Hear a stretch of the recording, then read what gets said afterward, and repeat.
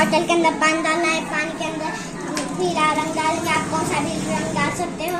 फिर हम बॉटल को छेद करेंगे, छेद के अंदर हम स्ट्रॉ डालेंगे, फिर हम गुब्बारा लेंगे, गुब्बारे को फुलाएंगे।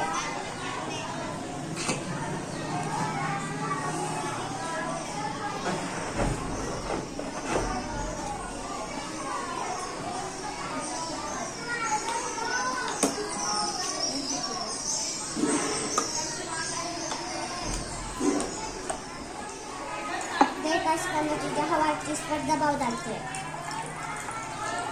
अल्लाह हाफिज।